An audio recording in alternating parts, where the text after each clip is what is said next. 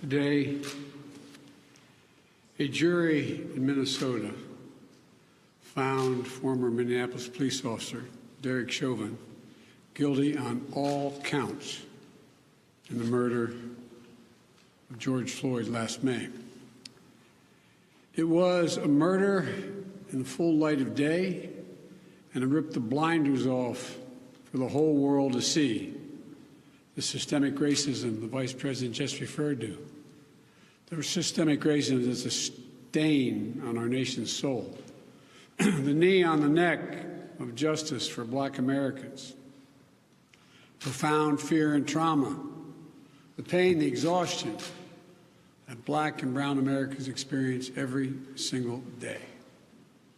The murder of George Floyd launched a summer of protest we hadn't seen since the civil rights era in the 60s.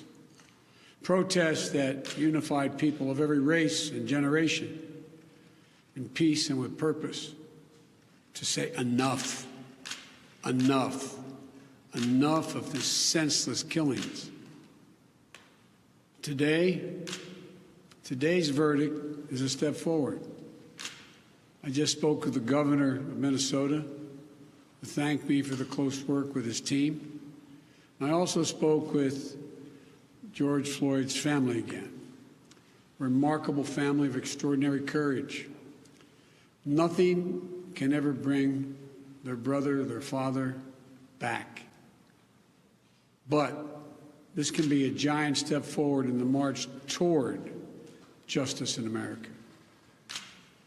Let's also be clear that such a verdict is also much too rare. For so many people, it seems like it took a unique and extraordinary convergence of factors. A brave young woman with a smartphone camera, a crowd that was traumatized witnesses, a murder that lasts almost 10 minutes in broad daylight for ultimately the whole world to see. Officers standing up and testifying against a fellow officer instead of just closing ranks, which should be commended. A jury who heard the evidence, carried out their civic duty in the midst of an extraordinary moment, under extraordinary pressure. For so many, it feels like it took all of that for the judicial system to deliver a just basic accountability. We saw how traumatic and exhausting just watching the trial was for so many people. Think about it, those of you who are listening. Think about how traumatic it was for you. You weren't there. You didn't know any of the people. But it was difficult, especially for the witnesses who had to relive that day. It's a trauma.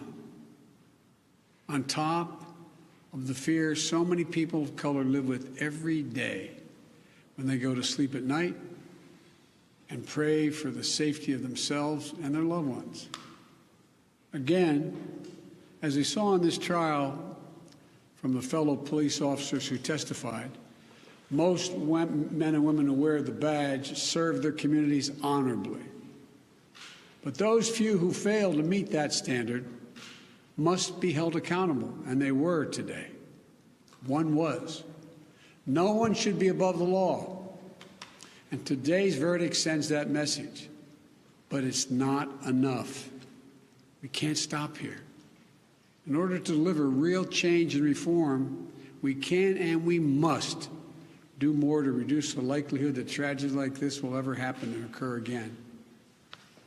To ensure that Black and brown people, or anyone, so they don't fear the interactions with law enforcement, that they don't have to wake up knowing that they can lose their very life in the course of just living their life.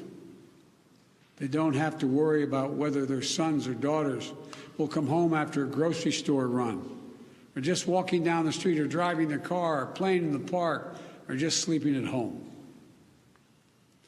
And this takes acknowledging and confronting head-on systemic racism and the racial disparities that exist in policing and in our criminal justice system more broadly. You know, state and local government and law enforcement needs to step up, but so does the federal government. That's why I've appointed the leadership of the Justice Department that I have, that is fully committed to restoring trust between law enforcement and the community they are sworn to serve and protect.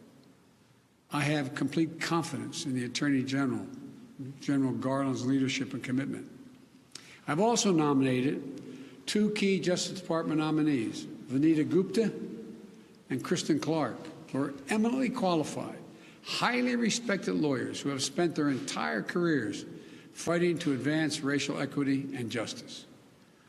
Vanita and Kristen have the experience and the skill necessary to advance our administration's priorities to root out unconstitutional policing and reform our criminal justice system, and they deserve to be confirmed. We also need Congress to act. George Floyd was murdered almost a year ago. There's meaningful police reform legislation in his name. You just heard the Vice President speak of it. She helped write it.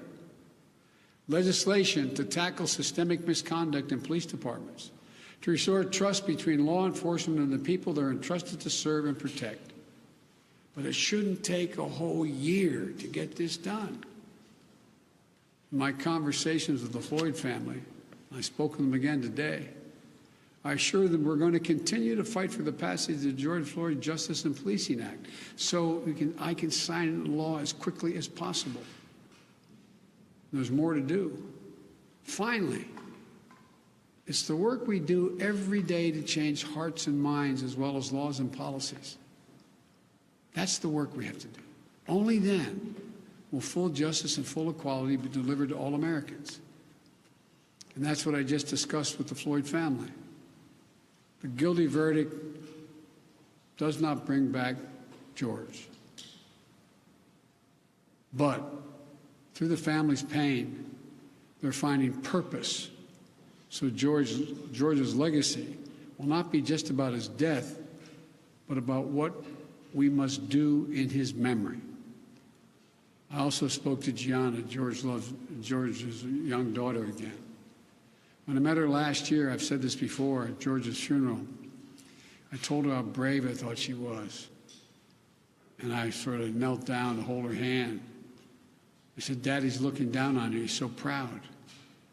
She said to me then, I'll never forget it, Daddy changed the world. And I told her this afternoon, Daddy did change the world. Let that be his legacy. A legacy of peace, not violence, of justice.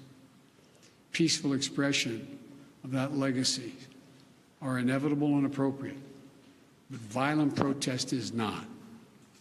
And there are those who will seek to exploit the raw emotions of the moment, agitators and extremists who have no interest in social justice, who seek to carry out violence, destroy property, fan the flames of hate and division, who will do everything in their power to stop this country's march toward racial justice. We can't let them succeed. This is a time for this country to come together, to unite as Americans. There can never be any safe harbor for hate in America. I've said it many times. The battle for soul of this nation has been a constant push and pull for more than 240 years. A tug of war between the American ideal that we're all created equal and the harsh reality that racism has long torn us apart. At our best, the American ideal wins out. So we can't leave this moment or look away thinking our work is done. We have to look at it, we have to look as we did for those 9 minutes and 29 seconds. We have to listen. I can't breathe. I can't breathe. Those are George Floyd's last words. We can't let those words die with him. We have to keep hearing those words. We must not turn away. We can't turn away. We have a chance to begin to change the trajectory in this country. It's my hope and prayer that we live up to the legacy. May God bless you. May God bless George Floyd and his family. Thank you for taking the time to be here. This can be a moment of significant change. Thank you.